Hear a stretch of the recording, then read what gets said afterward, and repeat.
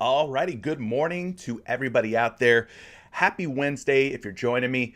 I appreciate you being here. My name's CJ. Today we're going to be taking a look at the two NBA play-in, playoff games. We've got the San Antonio Spurs, New Orleans Pelicans. That's the later game. And we've got the Atlanta Hawks and Charlotte Hornets tipping off at 7 p.m. Eastern time. So we'll be getting into the points, the assists, the rebounds, the PRAs, fantasy score, three-point make. We're going to buzz through the board. You get it?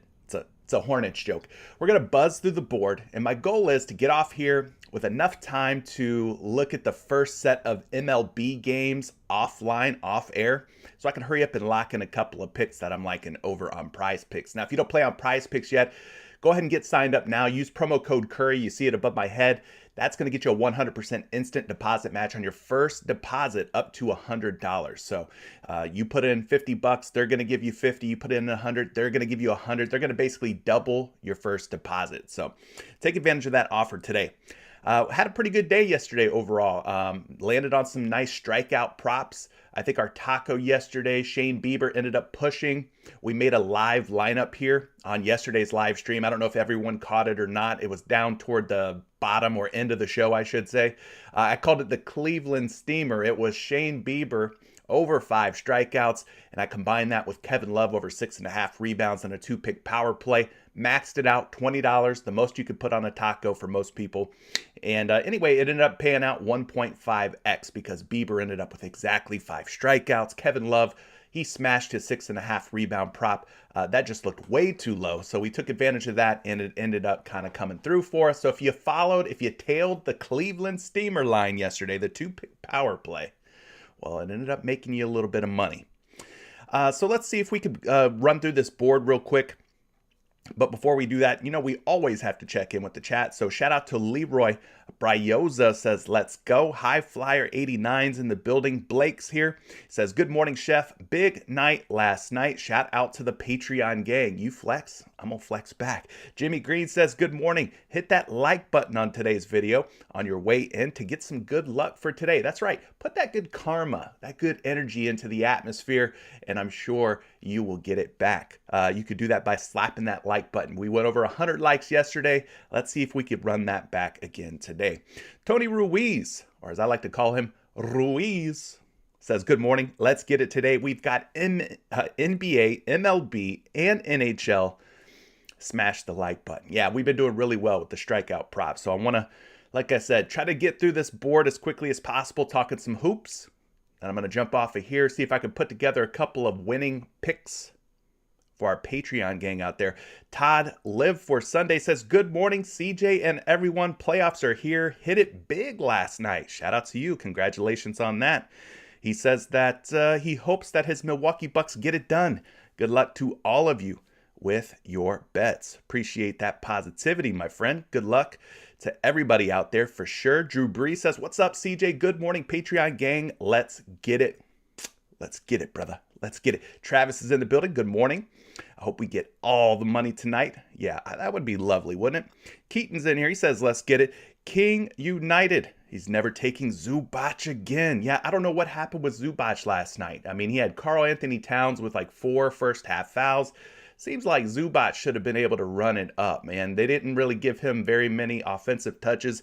It's like he was afraid to shoot the ball. I don't know if that was part of the game plan. They said, Zubac, don't you shoot the ball. Don't you dare shoot that basketball.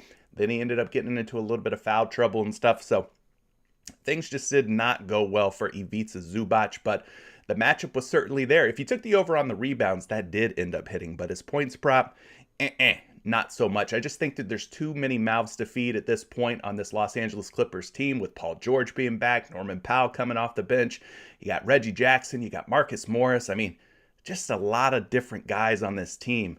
So maybe Zubac is the one that's going to be left out in the cold from an offensive standpoint going forward. But it was interesting to kind of take a look at how these teams are going to use these different players, what their rotations potentially will look like going forward in the playoffs. So hopefully you were taking notes and you were paying attention, because that's going to end up being beneficial for us. Let's see. T-Bone says, what's up, boss? Let's get her done. Absolutely. Aaron Rodgers is in the building. Shout out to you. Thanks for being here. Desmond says, yo, let's get it. A lot going on today. For sure. For sure. Tons of ways to go as far as props and things like that are concerned. Don P, aka Everyday Fantasy, says, good morning, everybody. Had a nice night thanks to the chef CJ and my Patreon family. Yeah, shout out to everybody in Patreon, man. Shout out to all of you guys. We're in there sharing info, sharing our favorite picks, entries, plays, some stats, some research, some info. The picks that I posted yesterday did pretty well. I think they all pretty much either pushed or hit, except for Ivica Zubac points. So I think it was like 4 out of 5 or something like that. I had a pretty good night with the picks that I posted. Anyway, he's mentioning that LaMelo Ball has already been bumped from 43 fantasy to 45 fantasy. Yeah, they're going to be bumping stuff.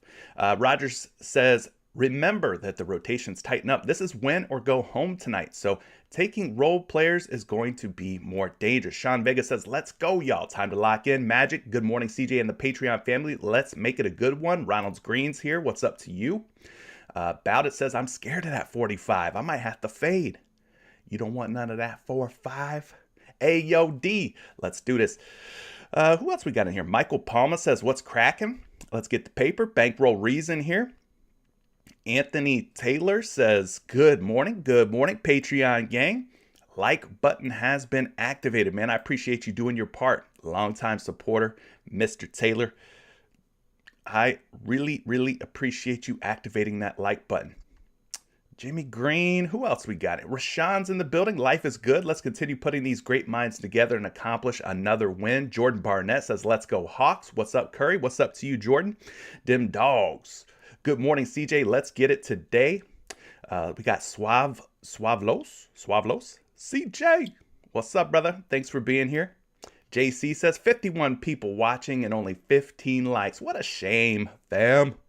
What a shame. Smash that like button. I'm sure they'll get around to it. Let them wake up. Let them get that crust out of their eyes. Let them get some coffee in their system. I'm sure they'll get around to hitting that like button. We've been doing pretty well with hitting the over 99.5 likes on these live streams. So I'm sure they'll come through. Divine Truth, Allah, Donato, both in the building. I see you, fam. I see you. Thanks for being here. We got Douglas in the building. Zoo owes us some money, no doubt. 10K Zay. Yo. We in here. All right. Shout out to everybody else that I miss. Anthony, Dreamville, Mr. Clemens, I see you. Anthony Marcus says he went 4 for 5 yesterday. My only miss was the KD taco. Ooh. Yeah, I don't want to talk about that. You remember what I was saying yesterday? Somebody brought up the last time KD was a taco. You remember what happened? And it gave me flashbacks. My PTSD was activated. And it turns out KD sold us again on another taco. But I don't want to get into that. Y'all, don't take me back there, man. I don't want to go back to therapy. All right, let's go ahead and get down to today's business here. Like I said, we're going to try to keep this short. We'll try to get through it in the next 45, 50 minutes or so. Won't spend 2 hours like I did on yesterday's stream. We'll try to keep it short and sweet. But today's first game, Charlotte Hornets at the Atlanta Hawks, as we mentioned before. 235 points between these two teams. Loving the total between these two squads. 235 is a pretty rich total. That's high scoring. 5-point spread. Hopefully it ends up staying close and competitive.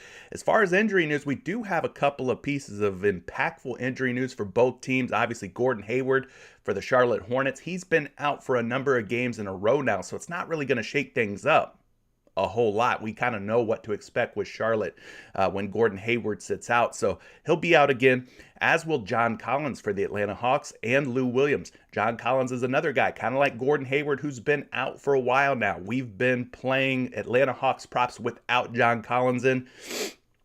So again, we kind of know what to expect going into this. It's going to be Gallinari and Hunter holding it down at the forward spots. Herter, Young in the backcourt, Clint Capella obviously manning the middle, going up against Mason Plumlee, PJ Washington, Miles Bridges. Then you got Rozier and LaMelo Ball on the other side. So pretty much the same, starting lineups for both of these squads that kind of ended the regular season. Nothing really changed there. Now the later game, 9:30 p.m. Eastern time tip-off, San Antonio Spurs and New Orleans Pelicans. These two teams over the last month or so, they've faced each other a lot lately.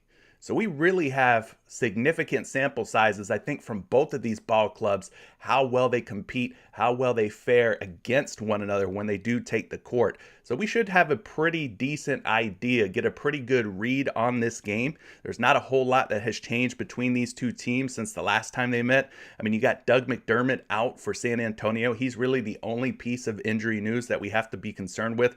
On the other side, of course, Zion Williamson's out. He's obviously not going to make his return this season, not going to be in for the playoffs or anything like that. And then Kira Lewis Jr. is also out. So a couple of guys that have been out all season long for the most part and are not really going to shake things up or change things for us. But this total's a little bit lower at 224, about 11 points less than the early game, the Eastern Conference game. And the spread is 5.5, so slightly larger spread. So lower total, slightly larger spread. So we'll have to take a look at that. Again, the San Antonio Spurs, New Orleans Pelicans have faced each other quite a bit over the last month or two. So we should have some pretty good data to kind of go off of. But that's it. That's it. It's just a 2-game NBA slate. We've got the play-in games. These teams are trying to figure out where they'll be seated in the Eastern Conference and Western Conference. We're not sure who they're going to be facing just yet. That's why we're having these play-in games. So let's go ahead and get down to business here. We're going to start things off by looking at some points props. And then obviously for our points prop research, we're going to be using props.cash. Let me refresh props.cash. Let's make sure we have all the latest information pulled in.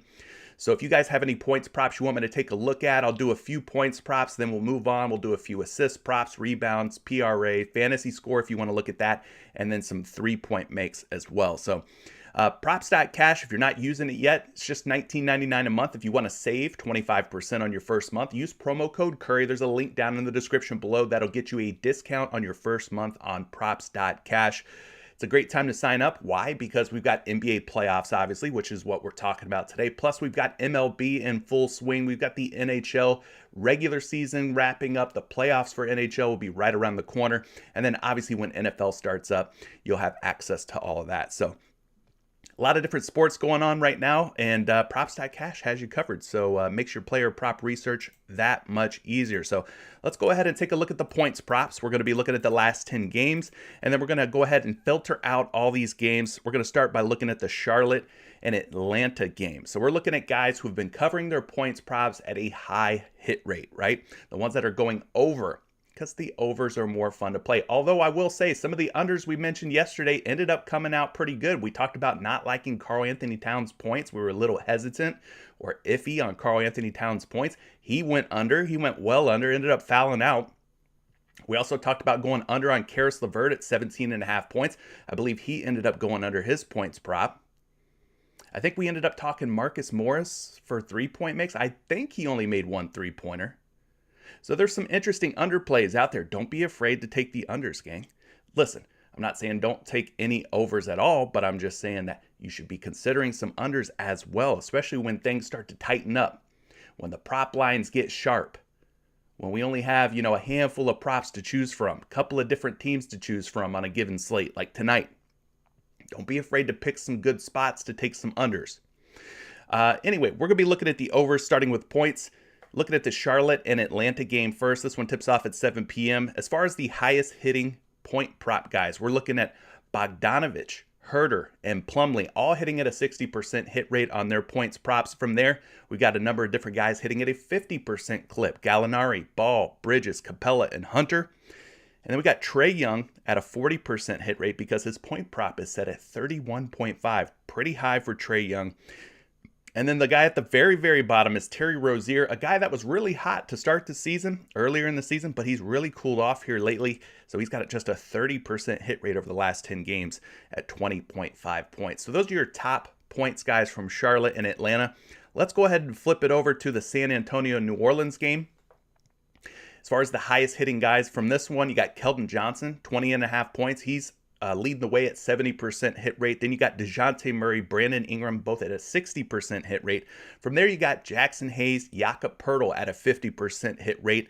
Jonas Valanciunas at a 40% hit rate. Herbert Jones, 30%. And then CJ McCollum, surprisingly, CJ McCollum just a 20% hit rate. But again, you're going to look at some of these points props and some of these hit rates, and you'll be like, dang, these guys aren't really hitting very well. Well, let me just remind you that come playoff time, these teams, these coaches, they shorten up their rotations. They're not getting into the deep rotations anymore. They're not pulling the guys off the bench, deep off the bench anymore. So they're going to keep, an 8-man rotation, let's just say. So that means the starters are going to get more minutes. If they get more minutes, then their prop lines will be pushed up as well. So you're going to look at CJ McCollum at 25.5 and think, dang, that's kind of rich. Because he was at 22.5, 23.5. Now he's up to 25.5. But we're expecting him to get more minutes. More minutes equals more production. So that's why his prop line is pushed up. So let's go ahead and take a look at some of these points props that you guys want to look at. Oh, did Morris end up going over? Okay, so he ended up going over. Let's take a look here and see what you folks are talking about. What point props do you want me to take a look at? Agent Zero says, greetings from Berlin. Yeah, Seth Curry was a disappointment yesterday. You're right about that. You are right about that. We'll get into first half and stuff. We could look at some first half. I just want to take a few points props and then we'll keep it moving. We'll go category by category here. ATP's talking about some Mason Plumlee over on points. Well, he is probably not the first person that comes to mind when you want to take an over on a points prop, but let's go ahead and take a look at Mason Plumlee here. Mason Plumlee's at 5.5 points over the last 10 games for Plumlee, a 60% hit rate. For the season, he's averaging 6.5 points, last 10, 6.1, last 5, 7 points. So all of his averages are above his prop line of 5.5. Now, he's faced Atlanta this season 3 different times. He has covered his 5.5 points in all 3 games. 7 against Atlanta in Atlanta back in November. Then they played again in Charlotte where he had 6 points back in January. And then more recently, middle of March, he had 12 points against this Atlanta Hawks team. So he's 3 for 3 against the Hawks this season. Last 10 games, he's got 6 out of 10 games where he's exceeded 5.5 points. We could also take a look at the splits for Mason Plumlee. And tonight he's going to be on the road playing in Atlanta. So the first thing we'll start by looking at is the home splits. At home this season, he's covered 5.5 points at a 54% hit rate. On the road, a 64% hit rate. So a 10% difference. He's got a 10% higher hit rate covering 5.5 points when he is on the road. Now we could take this a step further. We could remove Gordon Hayward from the mix. When we take Gordon Hayward out and we leave the splits set to away, he's got a 64% hit rate covering 5.5 points in games without Gordon Hayward on the road this season. Just to compare it to the home splits, 47%. So 47% at home without Gordon Hayward, 64% on the road without Gordon Hayward. That's pretty significant. That is now more than a 10% difference. So if you're going to play some Mason Plumlee, probably best to play Mason Plumlee when he's on the road, which is the case tonight against the Atlanta Hawks. So let's go ahead and keep it moving here. You guys are curious about some Mason Plumlee. Well, his matchup tonight looks pretty good. Atlanta's defense, not great. 21st in total points allowed, 24th in field goal percentage allowed, 20th in three-pointers allowed, 25th in three-point field goal percentage, 6th in free throws allowed. So may not be the best team to target free throw props against. And then 14th in center defense. So kind of middle of the pack when it comes to defending the center position. Speaking of the center position, we're going to take a look at the center spot now. Look at the last 7 games. How many points per game are the Atlanta Hawks giving up to opposing centers in that 7-game span? So we go down a ways. Atlanta giving up about 22.5 points. We'll call it 22.36 to be exact. That puts them in the bottom 10. One of the tougher teams when it comes to points allowed to the center spot. Now, I would say that typically you're going up against a kind of a tough team here, but we have to keep in mind Mason Plumlee needs just 6 points throughout the entirety of the game. He needs to put the ball in the hoop a total of 3 times to hit the over. So they're giving up over 22 points. My man Plumlee needs 6. So we're not asking a whole lot from him. I think it's totally doable once you see that Atlanta's given up well over 22 points. Now, last but not least, we're going to pull up a projection for you. I don't recommend that these projections be sort of the end-all, be-all, like, oh, he's projected for this. That means it's got to be a lock. Nothing's a lock, obviously, but looking at projection systems and projection models can be beneficial and can be helpful when it comes to sort of rounding out. Maybe it's the last piece of information that sort of pushes you over or under on a particular prop. In this case, it looks like we should be thinking about going over on Mason Plumlee. He's projected for 6 points at 5.5 points on 4 different sports books. All of the action is favoring the over on Mason Plumlee. And again, just to recap, it's hard not to like him. He's 3 for 3 against the Atlanta Hawks this season in covering 5.5 points. 60% hit rate over the last 10 games. Not terrible. A lot better at scoring on the road than he is at home, especially when Gordon Hayward's out of the lineup. Pretty significant splits info, right? 64% on the road, 47% when he plays at home. So I think Mason Plumlee's in a good enough spot for us to take a shot on the over. What do you guys say? Over or under on Mason Plumlee? Some guys call him the Plum Dog Millionaire. I don't know. Maybe he'll make you a millionaire tonight. So there you go. 5.5 points. Not too terrible, right? When you think about it, he's just got to put the ball in the hoop 3 times. 3 times. That's a couple of lobs. That's an offensive rebound and a putback. You know what I mean? We ain't asking for a whole lot. Sean, what application am I using? I'm using a number of different sites here. Obviously, we got props.cash pulled up.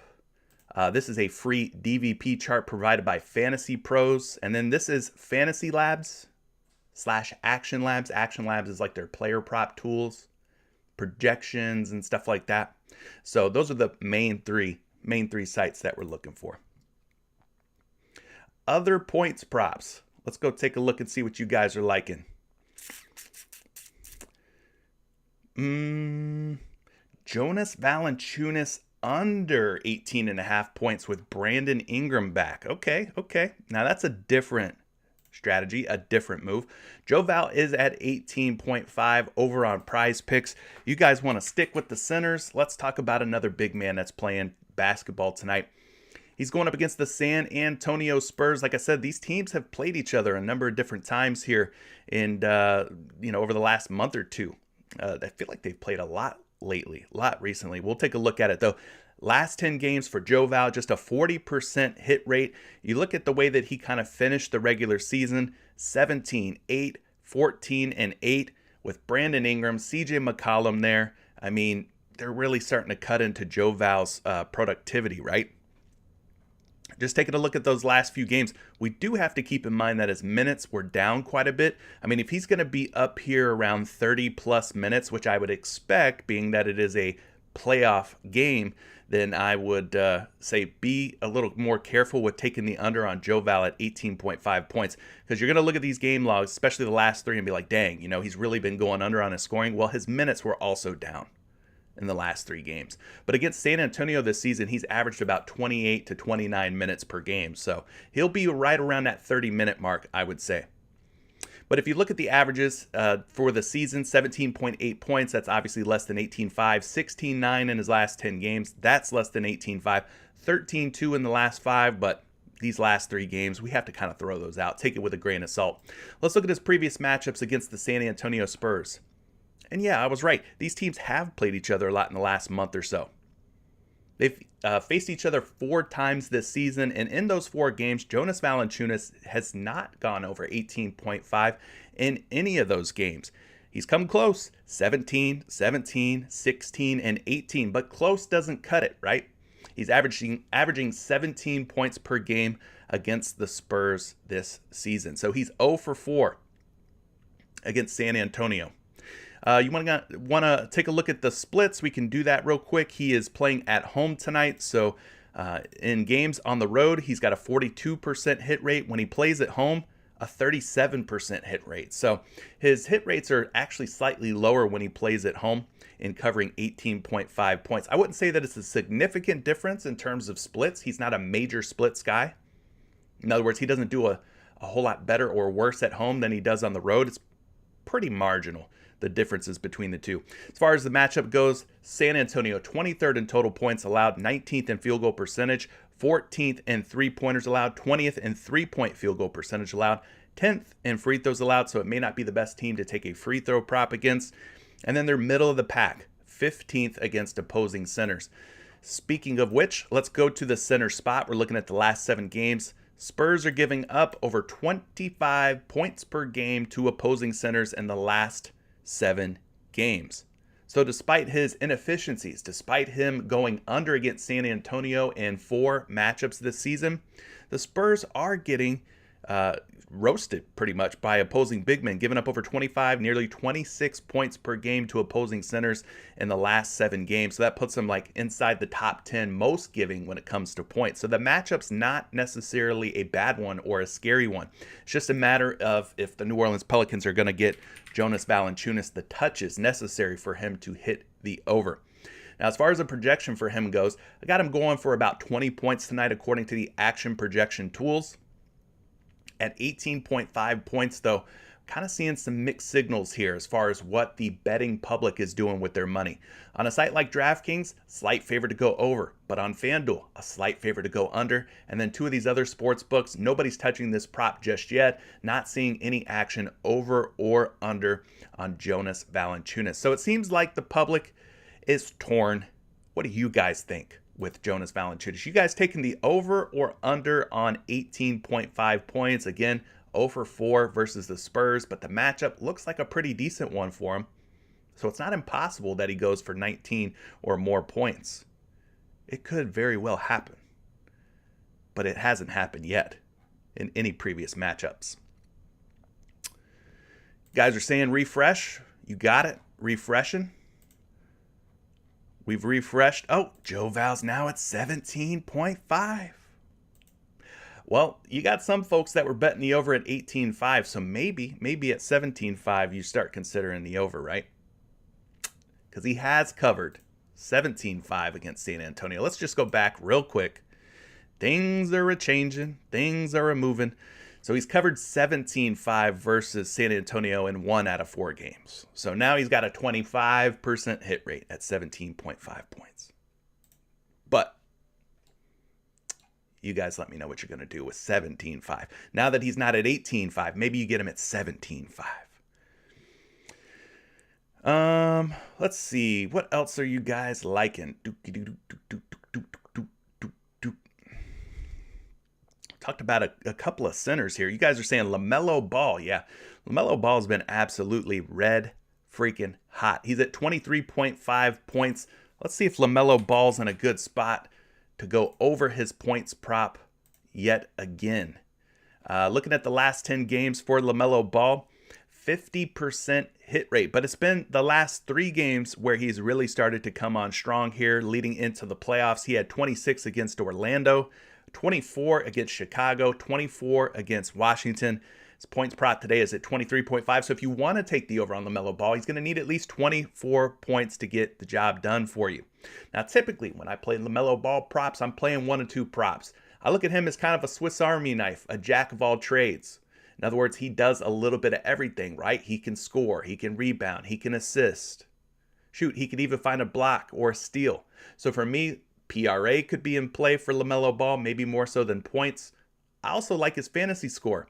If you think that his blocks and steals will outweigh his potential turnovers, then consider him for a fantasy point play as well. I know you guys talked about it at the start of the show that his fantasy point prop has already been bumped up.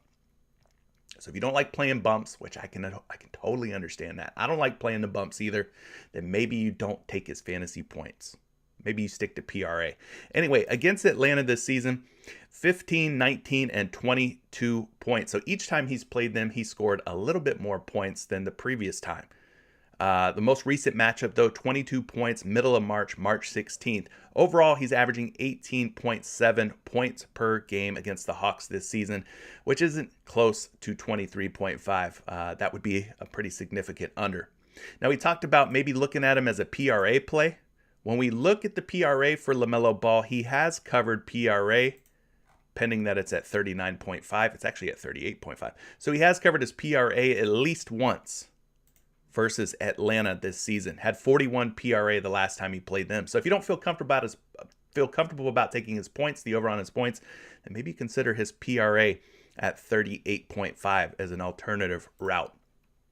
Anyway, I remember from previous streams and previous research that I've done on LaMelo Ball, he's typically not a guy who is a major splits guy. So he's on the road today. We're going to take Gordon Hayward out of the mix since Gordon's not going to play today.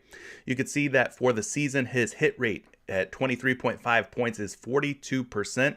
When we look at just the home splits, 37%, the away splits, 50%. So again, he is on the road today. 50% in games without Gordon Hayward on the road. That's pretty much 13% different than when Gordon Hayward is out and he plays at home. So a little higher hit rate. We could also take a look at the PRA for LaMelo Ball. In games without Gordon Hayward on the road, he's hit in 36% of his games. And then at home, a 26% hit rate. So whether you're taking the points, whether you're taking the PRA on LaMelo Ball, he does typically hit at a higher clip when he's on the road in both statistical categories. Moving it down here, taking a look at the Atlanta defense, they rank 21st in points allowed, 13th in rebounds allowed, and 23rd in assists allowed. And they do rank 5th against opposing point guards. So you don't think of them as being a tough team when it comes to defending opposing point guards, but they do a pretty decent job. So we're going to go ahead and sort by team name here. We're going to look at the Atlanta Hawks. They're giving up over 27.6 points per game to point guards. So he is in a good matchup. He is in a good spot. You can see Atlanta, that is the third most points given up to point guards in the last 7 games. He's in a pretty good spot there. As far as rebounds allowed, not giving up a ton, maybe 3 to 4 per game. So that puts you right around 30 to 31 PRA. And then you tack on about 7 to 8 assists per game, and you're looking at about 40 PRA, 41 PRA if we're feeling generous. So whether you're playing the points or the PRA, I mean, he's in a pretty decent spot. The points definitely look like a strong way to go, as Atlanta is just bleeding points to opposing point guards in the last 7 games. Moving forward, we're going to get you a projection here on LaMelo Ball. I got him projected for 23.3 points. We're seeing his prop line at 2 different numbers on a variety of different sports books. Most of them have him at 23.5, which is where you're going to find him at on PrizePicks, 23.5. But I will say this, PointsBet, another book, they got him at 22.5, meaning they think his possible outcome is 22 to 23 points in that range, which is less than 23.5. So the fact that one of these sports books, PointsBet, has him at 22.5 leads me to believe that maybe we're paying a little bit of a premium here on LaMelo Ball at 23.5. That maybe it's going to be a sweat if we do take the over at 23.5. They seem to think that the more appropriate line is 22.5. So there you go. LaMelo Ball, 0 for 3 this season in covering his points prop of 23.5 against this Atlanta Hawks team. But lately, the Hawks are bleeding points to the point guard position. So I can see why some of you guys would get excited about it. For me, I look at him as a Swiss Army knife, man. Just a guy who does a little bit of this, a little bit of that, more than a pure scorer. Let's see if there's any other points props you guys are wanting to discuss. Looking through. Everyday Fantasy is reporting that there's a surprise pick coming up on PrizePicks for the outage yesterday. What might that be? Very interesting. All right, let's talk Keldon Johnson points, because I think he was the guy on the board today who is hitting his points prop at the highest clip.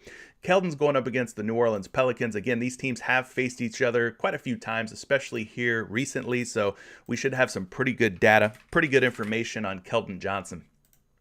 So let's quickly get through Keldon Johnson here. Over the last 10 games, Keldon Johnson's been on a scoring tear, 70% hit rate at 20.5 points. Averaging 21.8 in the last 10, 22.6 in the last 5. But against New Orleans, not so great. He's gone over in 1 out of 4 previous meetings against the New Orleans Pelicans. So that's a 25% hit rate for those of you keeping score at home. Now this season, let's take Doug McDermott out. Not that he's going to be super impactful on the hit rates for Keldon Johnson, but we got to take him out because he will not be playing today. Now, San Antonio, we mentioned they're going to be on the road. So let's take a look at the splits for Keldon Johnson. At home, a 38% hit rate. On the road, a 29% hit rate for my man Keldon Johnson. Now, he's really picked up the scoring output over the last 10 games, so we could look at those, just isolate that view. 40% hit rate and a 50% hit rate. So slightly better, actually, in the last 10 games at home versus on the road. Anyway,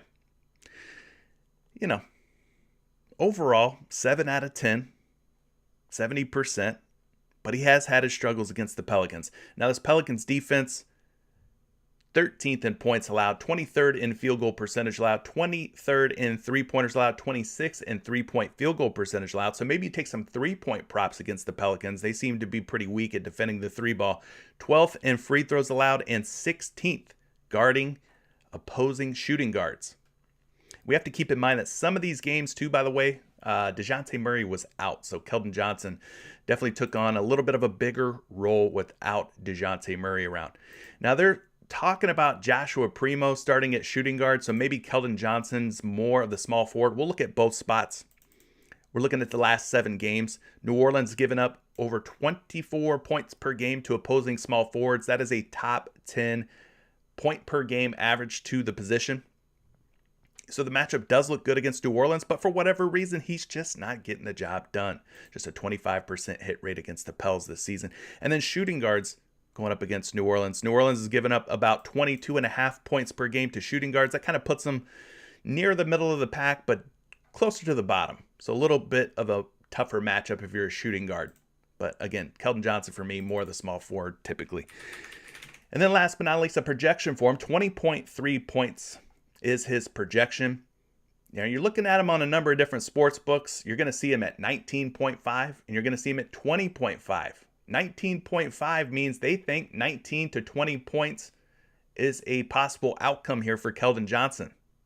So at 20.5, it is the higher number on PrizePicks. And with this guy going 1 for 4 against New Orleans this season, I would say maybe we should be leaning toward taking the under. If he was at 19.5, I'd say, okay, maybe we take the over. But he's not. He's at 20.5. He's at the higher number. At 19.5, the betting public, minus 135, minus 130. They are taking the over. At 20.5, minus 122 and minus 125 on the under. So we started to talk about it at the top of the show. We said, don't be afraid to take some unders, man. Don't be afraid. And maybe this is a situation where you do take an under with DeJounte Murray being back, with the low hit rates for Keldon Johnson. You got Joshua Primo stepping into a little bit of a bigger role. Devin Vassell stepping into a little bit of a bigger role. So, it's going to be one of them tough ones. At least 6. What side are you using? Some offer alternative lines. I don't know. Anyways, let's move on from points. Like I said, I want to try to keep this as quick as I can. Let's talk about some assist props real quick. There ain't no way. Ain't no way I'm going to make it. I wanted to lock in some MLB lines when I jumped off of the live stream with you guys, but I don't think I'm going to make it. We got about 15, 20 minutes. Let's see if we can make it happen. Atlanta, Charlotte, as far as hit rates go on the assist props, we got Danilo Gallinari leading the way, 70% hit rate at 1.5 assists. We've got Kevin Huerter, Terry Rozier at 50% hit rates. From there, Mason Plumlee, Miles Bridges sitting at 40%. LaMelo Ball, Trae Young, Bojan Bogdanovic all hitting at 30% or below. Flipping it over to the San Antonio Spurs, New Orleans Pelicans side of things, we got the Brandon Ingram assist prop at 5.5, an 80% hit rate for him. We got Keldon Johnson, Jakob Poeltl of the Spurs with a 70% hit rate on their assist props. Joe Val, 60%. And then we got Murray and McCollum down at just 40%, surprisingly. So, which assist props do you guys want to talk about? Douglas is already loading us up with one. He wants to talk about Terry Rozier. Rozier, we talked about him. Was red hot. Was scoring the basketball really, really well at one point. But now, I don't know. It seems like the scoring's down and the assists are up. So over the last 10 games for Rozier, he's hitting the over on 5 assists at a 50% hit rate. He's at 4.5 on most of your sports books today. Against Atlanta this season, he is 1 for 3, or a 33% hit rate at going over 5 assists versus the Hawks, averaging 4.3 assists versus them. Now, if we look at his hit rates at 5 assists this season, 35%. When we take Gordon Hayward out of the mix, let's see if it goes up or down. It goes up. So he does a better job hitting his assist props with Gordon Hayward off the floor, a 47% hit rate. Now, looking at this matchup, Atlanta's giving up over 25 assists per game. They rank 23rd in assists allowed. We're going to go to the shooting guard spot. We're going to go take a look at the assist column and go find the Atlanta Hawks. They're giving up about 4.6 assists, close to 5, but less than 5 assists per game at 4.6. So might be a little bit of a sweat, might be a little bit of a struggle for Terry Rozier to find 5 dimes tonight against the Atlanta Hawks. Taking a look at some of these other assist projections for Terry Rozier, I got him projected for 5.5.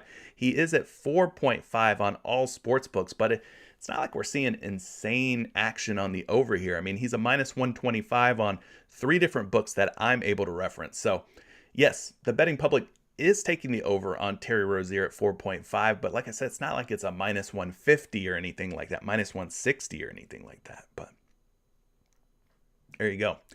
There's Terry Rozier for you. Now, I see you other folks are talking about CJ McCollum. And from one CJ to another, you know, we got to talk some CJ McCollum. I gotta support my boy McCollum, right? Us CJs, we got to stick together. So let's take a look at CJ McCollum here at 4.5 assists. But you're going to get him at 5 if you're playing on PrizePicks. They have bumped McCollum up to 5. When we bump him up to 5, you can see the last 10 games, his hit rates are just 33%. 3 for 9. Or if you look at 5 or better, he's 4 for 10. So 40%. So, decent hit rate. Versus San Antonio this season, he has played the Spurs in 4 different games. Now, most of these games, let's see, 2 of them, I should say. 2 of these games were when he was with Portland. 2 of these games were when he was with New Orleans. In the games as a Pelican against the Spurs, he has gone under in both games. He's 0 for 2. He's averaging 4 assists per game. So he had 4 back in March 18th, 4 again March 26th. So he has not hit 5 or more assists against the San Antonio Spurs since joining the Pelicans. Just some food for thought. All right, the matchup. Spurs defense, 10th in total assists allowed. They're giving up about 24 per game. We move forward here. Shooting guards against the Spurs. Spurs defense giving up about 3.5 assists per game. That is the 4th fewest. Now, you can make an argument that CJ McCollum is the point guard. I mean, he's a combo guard, but we could say he's the point guard. They're giving up about 9.1 assists per game to opposing point guards, which puts them almost smack dab in the middle of the league. So kind of an average sort of matchup, I guess you could say, in terms of how many assists Spurs are allowing to point guards. Now we move forward here. We look at a projection for McCollum. I got him projected for 6.1. That's obviously more than 5. We're seeing him at 2 different lines here out on a couple different sports books that I'm able to reference. At 5.5 assists, he's a pretty big betting favorite to go under, minus 160. But at 4.5, he's a pretty big favorite to go over, minus 140. So obviously between 4.5 and 5.5 is 5 assists. So PrizePicks has taken the middle road. They've taken the difference, we'll say, between 4.5 and 5.5. So you might end up in a tie. You might end up in a push situation. You know, I want to talk about his teammate, Brandon Ingram, because he had a very, very high hit rate, it looked like, when I looked him up on the trends page. Let's just look at it again. Yeah, 5.5 assists. He's got an 80% hit rate at 5.5 dimes. So everybody's wanting to go CJ McCollum, or at least he's the one that's maybe garnering the most attention. But the guy with the higher hit rate is Brandon Ingram at 5.5. Let's just take a look at BI real quick. Ingram, 5.5 assists, last 10 games, has gone over in 8 of 10. Now, you're going to see sort of his game logs here. He missed some time between March 6th and March 27th. So he's played in 5 games since returning to the lineup on March 27th. So just isolating those last 5 games, he's still gone over in 3 out of 5, a 60% hit rate. Not terrible. Not bad at all. Now, when we look at what he's done against San Antonio this season, he's played them twice, but has not played them recently. In one game against the Spurs, had 9 assists.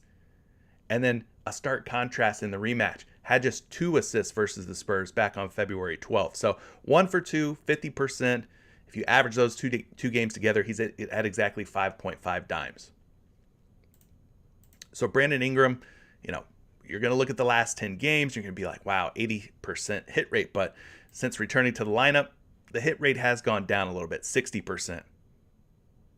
So moving down here, we've talked about the Spurs defense, 10th ranked in terms of the total assists allowed. Let's go take a look at how many they're actually giving up on a per game basis over the last 7 games to small forwards. When we look at that, the Spurs do rank pretty high here, inside the top 10, most generous, most giving to small forwards in the assist department, giving up 5.3. So 5.3 is less than 5.5, but just due to where they rank, I think Brandon Ingram's got a shot here to find 6 dimes. We could also look at the power forward spot, but this is typically more Herbert Jones territory. San Antonio giving up about 3.4 assists per game to opposing power forwards in the last 7 games.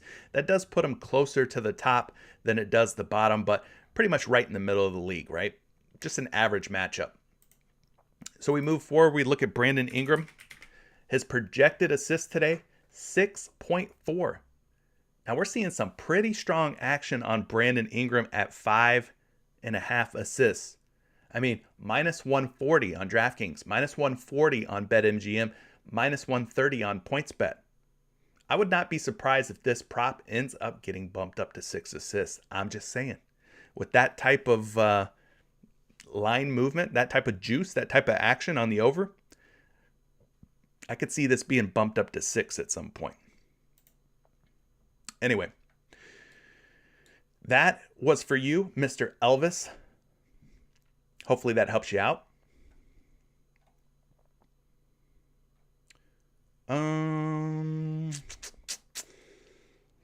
Got any other assist props, guys? I'll take one more assist prop if you have one that you'd like for me to take a look at.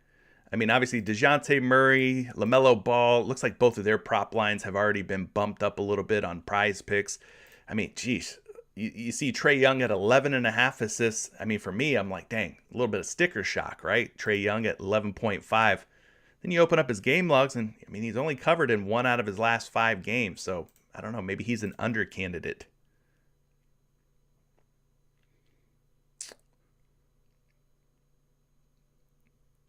Benny, you want to talk about the LaMelo Ball assists? Let's do it.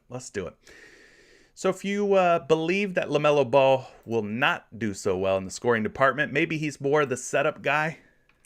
Maybe LaMelo Ball makes for an interesting assist type of prop. But we're going to look at him at 9.5 assists, and you're going to see that his hit rate's just 30%. Now, when we bump him down to 9, things improve quite a bit. He's hit 9 or more assists in 1, 2, 3, 4, 5, 6, 7 out of his last 10 games. 9 or better. Now, against the Hawks this season, at 9 assists, he's actually covered this in 2 out of 3 games. He dropped 11 at Atlanta back in November. He dropped 11 again in Charlotte, middle of March. So that's the most recent matchup. So he's 2 for 3 or 67%. So far, based on what I'm seeing here, at 9 assists, 70% hit rate at 9 or better in his last 10 games, 67% hit rate against Atlanta. I would personally be leaning toward the over at 9 assists. You might push. I mean, there's a really good chance you end up with exactly 9 assists with LaMelo Ball, but hey, it's not the end of the world if you end up in a push. It's better than losing, right? Now, as far as the assists given up by the Atlanta Hawks to opposing point guards, they're not giving up a ton. I mean, they're giving up 7.6 per game. That is the 7th fewest in the last 7 games. But we've seen him get it done against the Hawks in the past, so I'm not too worried about the matchup on paper. The fact that he's had 11 in 2 games out of 3 versus this same Hawks team, it can be done. The over can be done. We're seeing him at 8.5 assists across 3 different sports books today. pretty big action coming in, minus 140, minus 145. I don't know if he was at 9.5 at one point. Maybe the sports books went ahead and bumped him down and put him down at 8.5, but he's projected for 8.9, which puts him really, really close to 9. So if you do take the over at 9, just know that there's a strong chance that maybe he ends up in a tie or a push. So there you go.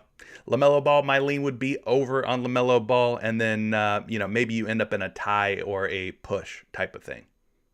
Okay? So let's move on from assists. Let's talk some rebounders. If you guys have any rebound props you want me to take a look at, now's the time to let me know. I'd be happy to dig into those rebound props. Starting with Charlotte and Atlanta. Looking at the highest hitting rebounders from that game, it's kind of ugly. When you look at these hit rates, 50% for the likes of Gallinari, Hunter, and Bogdanovich. 40% for the likes of Herter, Capella, Plumlee, Bridges, Ball, Young. 30% for Terry Rozier. So nobody from this Charlotte Atlanta game is hitting their rebound props at a 60% or better hit rate. It's pretty low, right? At 50% or worse. Flipping it over to the other game, San Antonio, New Orleans, you got Keldon Johnson leading the way once again with a 70% hit rate at 5.5 boards. You've got Jakob Poeltl at 8.5 rebounds with a 60% hit rate. You got Brandon Ingram, Jackson Hayes, and DeJounte Murray all hitting at 50%. Herbert Jones, Jonas Valanciunas, and CJ McCollum all sitting at 20%. So what are you guys thinking about rebounds? Kevin says there's only 7 likes. Well, hey, that's all I'm worth, man. 7 likes. No Offseason says no betting for me for a bit, but always love your stuff, CJ. I appreciate that, Mr. No Offseason. But let's go ahead and take a look at some of these rebound props you guys are mentioning. We talked Plumlee already for points. But Elvis, you're also liking Plumlee for rebounds.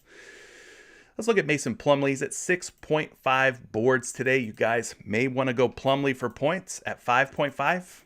But it sounds like some of you guys are liking Plumlee for rebounds. So maybe we go PRA for Plumlee, being that you're liking him for points and for rebounds.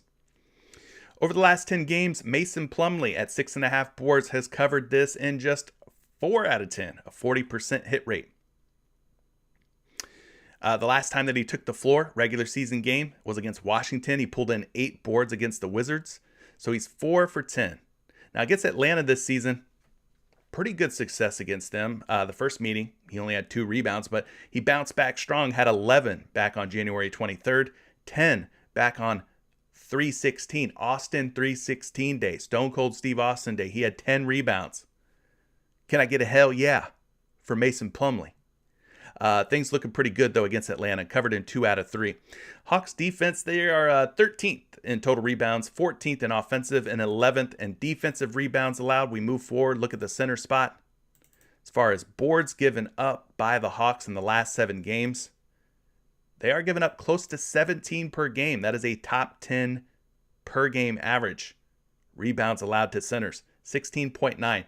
So pretty decent matchup. Despite the fact that they have Clint Capella there, he's not really slowing anybody down, man. He's not really slowing anyone down in terms of keeping them off the glass. I got him projected for 7.1 rebounds. But we're not seeing any action on this prop just yet on the sports books. Minus 115 over, minus 115 under.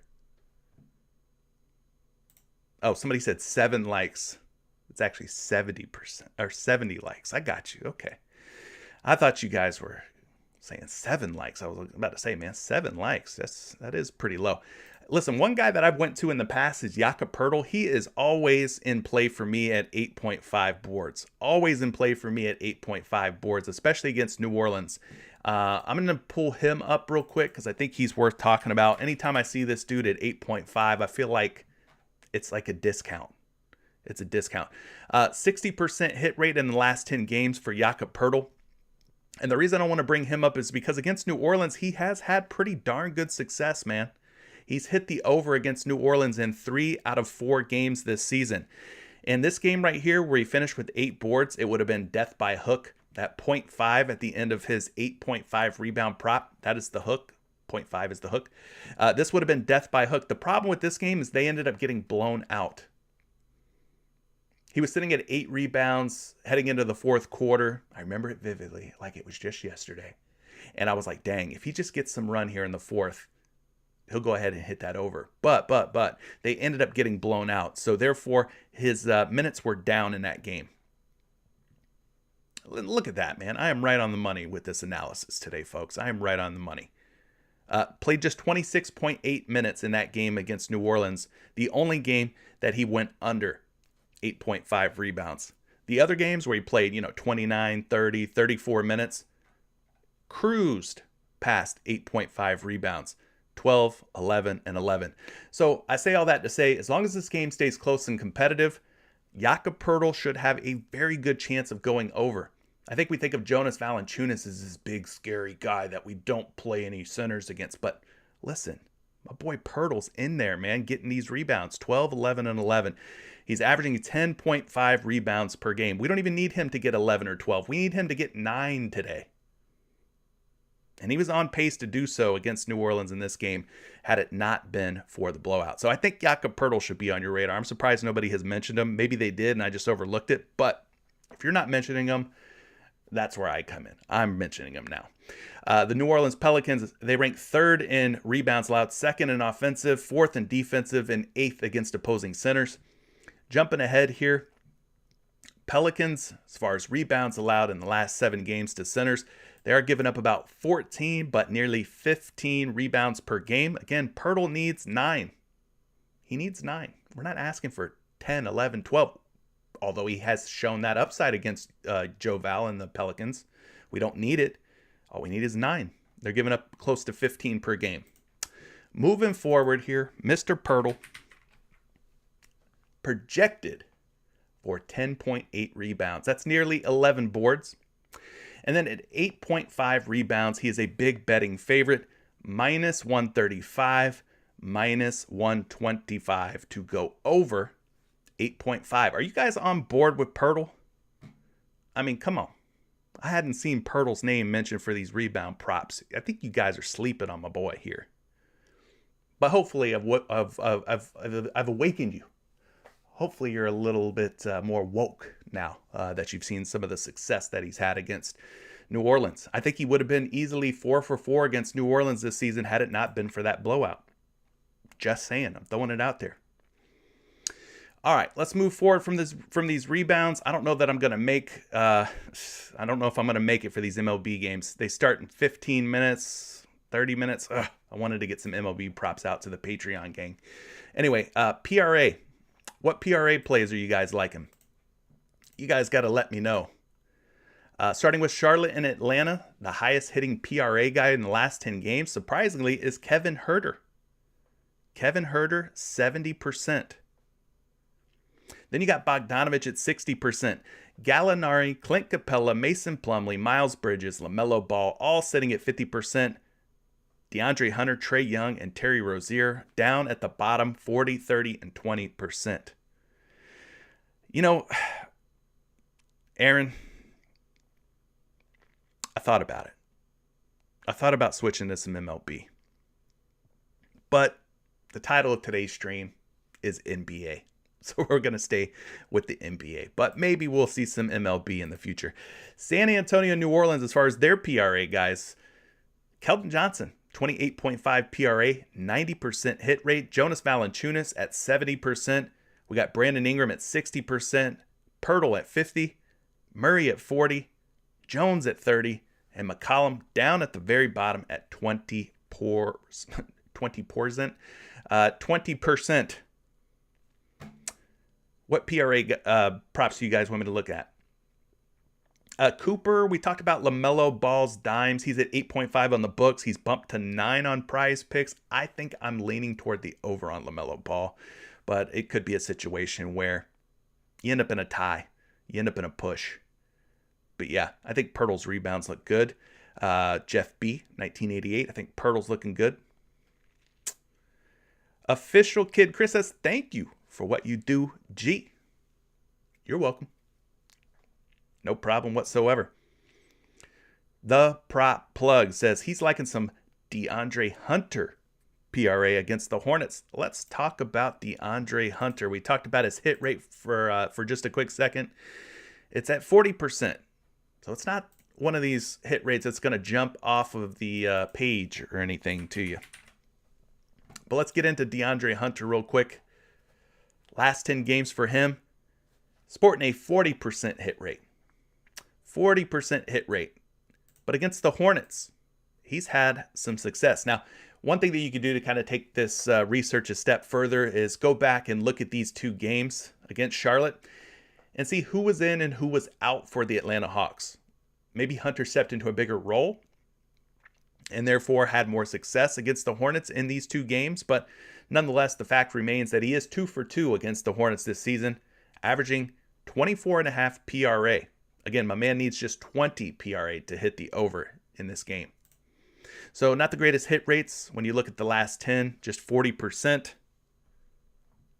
All his averages, season averages, last 10 games, last 5 games, all under 19.5.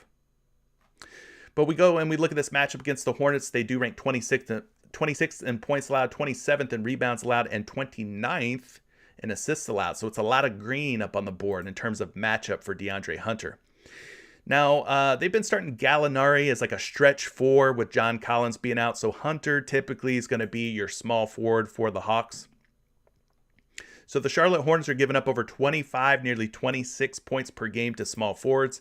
Tack on another 7 for rebounds there, and you're already at like 33, 34 PRA.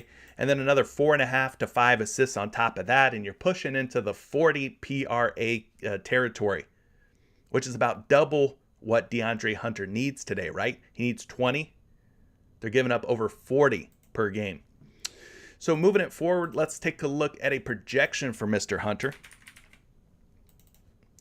One too many E's there. There we go.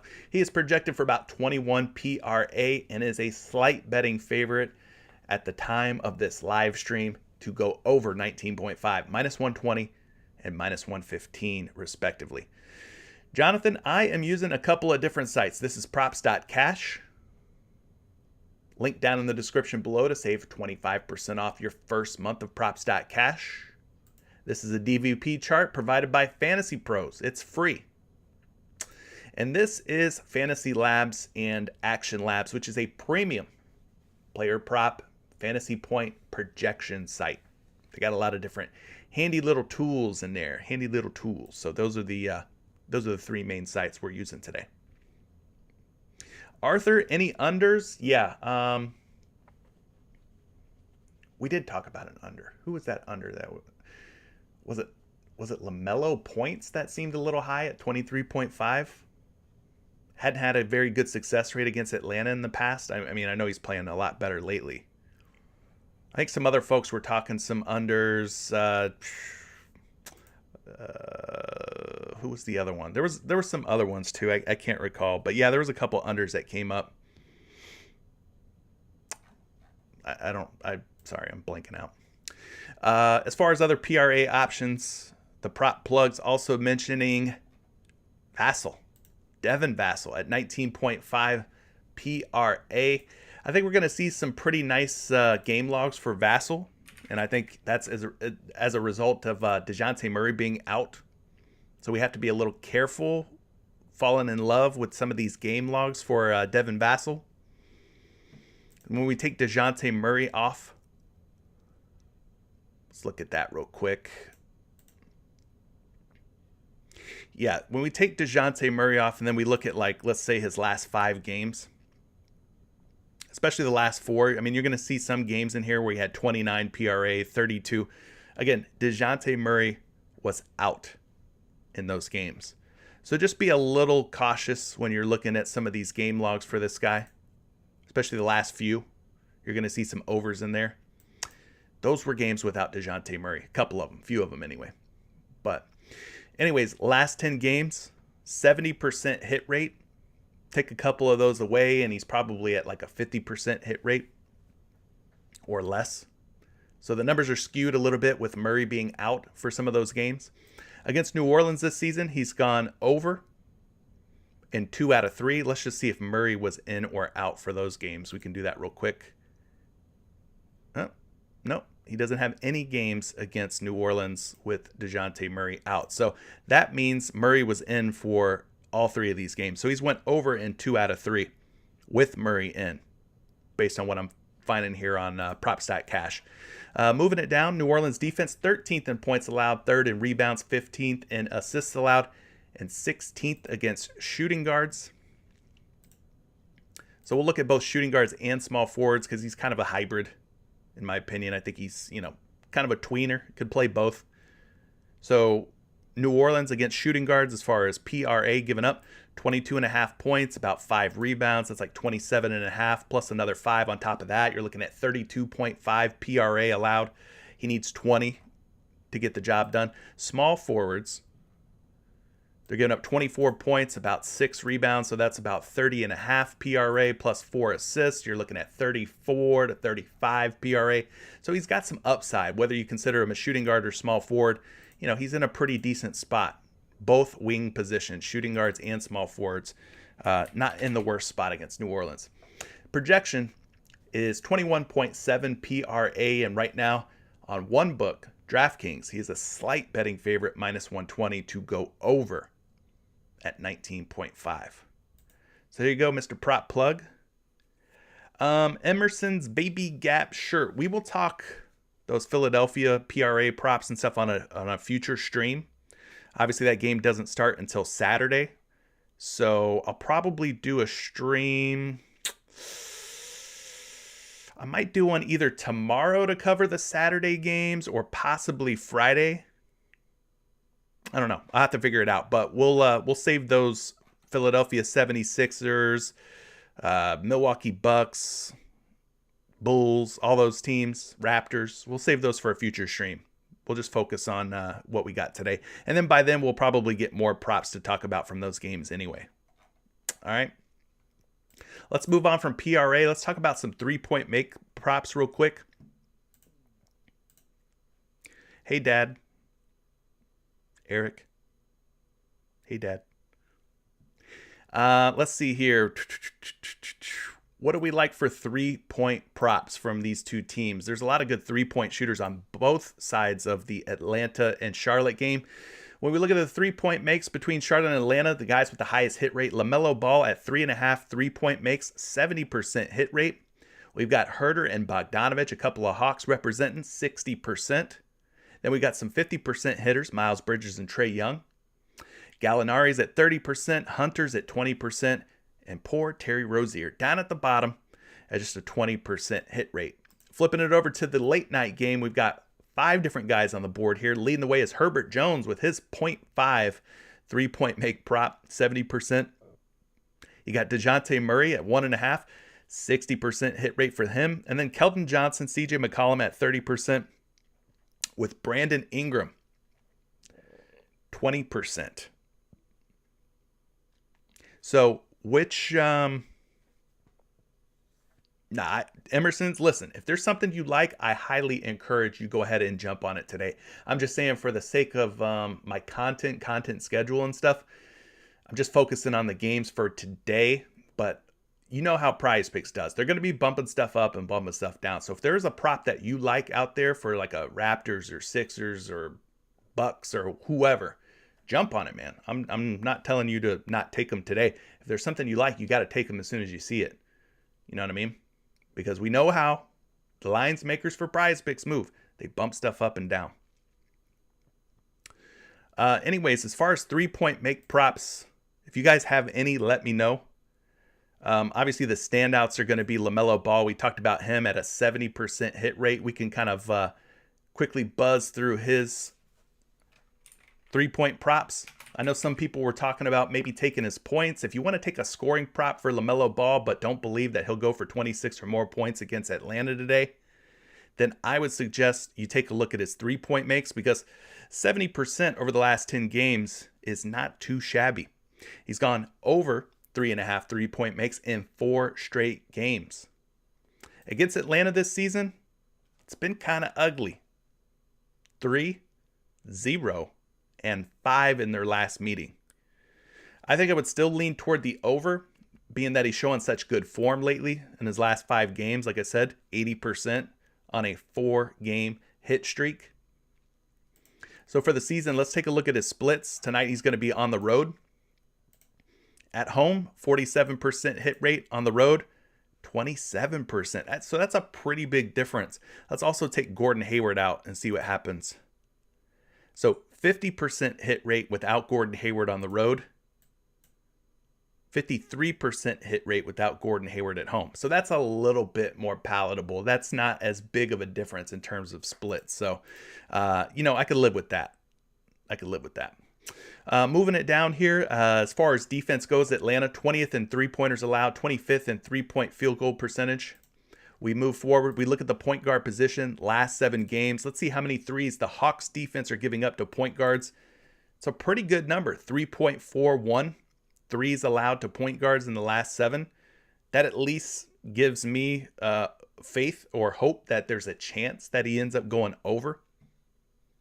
I think he's got a shot. That's a top 10 figure as far as three-pointers allowed to the position. And then last but not least, let's take a look at a projection. Got LaMelo Ball projected for 3.4. It looks like the public taking the over as well, minus 120. Well, good form, not in his shot mechanics, Kevin. We're not talking shot mechanics. Listen, it could be worse. He could be Sean Marion, right? Good form is in he's been shooting the ball well lately. High percentage, high hit rates in the last few. I think you know what I mean. You're just being a stick in the mud, aren't you? Aren't you, buddy? Nah, I get what you're saying though. He ain't got a pretty shot. Other 3-point props we should probably consider. You're looking at, I see Everyday Fantasy's looking at CJ McCollum at 2.5, but he is currently up at 3 on PrizePicks. Let me just refresh because things are changing all the time. So yeah, he's at 3. CJ McCollum's at 3. Let's take a look at McCollum real quick for his 3-point makes. I don't know if this is a bump up or a bump down for his 3-point prop. Let's get it all dialed in here. We'll bump him down to 3. And then you can see over the last 10 games for him, he's hit 3 or more in 1, 2, 3, 4, 5 out of 10. So 50%. 50%. Not the greatest, right? Not the greatest hit rates. What about against San Antonio specifically? 1, 2. 2 out of 4 games where he's hit 3 or more. So a 50% hit rate there against the Spurs this season. One of those games was back when he was still with Portland. More recently, March 26th, he did hit 4 threes against the Spurs. Spurs just kind of a middle of the pack, middling type of team when it comes to defending the 3 ball. So let's go see how many threes they're giving up to both point guards and shooting guards. Spurs are giving up about 2.8. Let's bump it up and call it 3. 3-point makes to point guards in the last 7 games. And then to shooting guards, they're giving up 4.2 threes per game. Now, that's a better number. That's a better figure. For this guy to need 3 or more, they're giving up 4.2. There's a shot. There's a shot for McCollum here. Projection-wise, I got him at 3.4. He's at 3.5 3-point makes out on DraftKings Sportsbook. But major betting favorite to go under. We're talking minus 180 to go under 3.5. So, yeah, you could end up in a tie or a push here. Tie or a push at 3-point makes. And then you guys want to talk DeJounte Murray? Fume, we'll talk about DeJounte Murray, and then we'll move on and just quickly discuss some free throw makes. Murray making his return to the San Antonio Spurs at 1.5 3-point makes. He needs to knock down 2. We're not asking a whole lot. Now, I'm not saying he's like one of the greatest 3-point shooters out there or anything like that, but, 2 3-point makes might be doable. In 10 games, last 10 games, 60% hit rate, 6 out of 10. Against New Orleans this season, it's been boom or bust. What I mean by that is he's either made 0 or he's made 2 or 3. So very hit or miss. Covered in 2 games, 50% hit rate overall versus New Orleans. you got to think that he's going to have to be aggressive. He's going to have to be shooting the ball, right? I love DeJounte Murray. I just don't know that I love him as a three-point shooter or a three-point prop. We can also take a look at his splits. He's going to be on the road tonight. So at home this season, 41% hit rate. On the road this season, 38% hit rate. So negligible. Not really a major splits guy. Doesn't shoot it a whole lot better at home than he does on the road or vice versa. But as far as the matchup goes, New Orleans defense, all green here in terms of three-pointers. 23rd in three-pointers allowed, 26th in three-point field goal percentage allowed, and just 26th against opposing point guards. Last but not least, looking at the matchup here. Pelicans over the last 7 games, they are giving up... where they at? They're giving up 2.2 three-point makes to point guards. So he needs 2. They're giving up 2.2. It's probably going to be a sweat, but maybe he's got a shot. And then as far as the projection goes, 1.7 projected three-point makes tonight in the betting public. They're liking the over. They're taking the over, minus 125 at 1.5 three-point makes. What about Kelly Oubre? I won't go too in the weeds on Kelly Oubre, but yeah, I mean, he's been hitting the over in his last 3 games. But as someone else is saying here, streaky type of shooter, right? But I get you a projection on him. He's projected for 1.7 three-point makes, and he's a betting favorite to go over at minus 125. So just a quick little scoop there on Kelly Oubre. Last but not least, as far as free throw makes go, we kind of know what we're looking for at this point. Hopefully, if you've joined me before, you know how I like to play these. Take the guys who are going to be high usage players, who are going to have the basketball in their hands more often than not. Guys that are not going to settle for outside shots. Ones that will be slashing, attacking, drawing contact from the opposition. And then when they get to the free throw line, we need a high percentage free throw shooter. We want guys to make the most of their opportunities when they go to the free throw line, right? Something else to kind of think about, next level thinking when it comes to these free throw props. If there's a technical foul situation, would this player be their team's designated technical free throw shooter? I would imagine that Trae Young is probably that guy for the Hawks. I would imagine that CJ McCollum is probably that guy for the Pelicans. So that's something to think about. And then in late game situations, say the game's close, looking at the final minute or less, when those intentional fouls start rolling out, who is going to be the designated free throw shooter? The guy that the team is going to try and force the ball into their hands so that they get intentionally fouled and then they end up on the free throw line. Who's going to be that guy? Again, Trae Young probably fits the bill there. CJ McCollum probably fits the bill there. So I think for me, CJ McCollum at 2.5 free throw makes. I know he's like 0 for his last 5, but man, that just seems so enticing. Got to get to the free throw line twice and has to shoot 75%, make 3 out of 4. Maybe. I mean, maybe he's worth a shot. That's just such a low number. DeJounte Murray's always in attack mode. You could probably look toward him. He needs to make 4 or more. We can see what he's done in his last 5 games. 80% hit rate at 4 or better. Maybe Miles Bridges. At 4, he pushes, it looks like. 3 out of his last 5, he's gone for 4 or more. Trae Young, like I said, should always be considered. High usage. And he does a pretty good job of getting to the free throw line. But that's about it, guys. That is today's 2-game NBA slate. Save some coins for future NBA slates. Don't bet it all tonight. But like you guys are saying, Jato has mentioned it again. PrizePicks said there will be a surprise on the board shortly as compensation for yesterday's troubles when PrizePicks was down. So, hopefully they make it up to us. Keep your expectations low. Don't go out there thinking that you're going to get, some spectacular thing. Keep your expectations low, and then you won't be disappointed by whatever it is they post on the board. But, shout out to PrizePicks. I guess their issues yesterday were out of their control. me having an IT background, I can only imagine, what they were probably dealing with. I'm sure they lost tons of potential dollars from people placing bets and stuff like that. I mean, I know we think about ourselves first when it's like, dang, I can't put this in. I can't put that. Listen, they lost a lot of money. I don't think they wanted an outage yesterday for the first night of NBA action.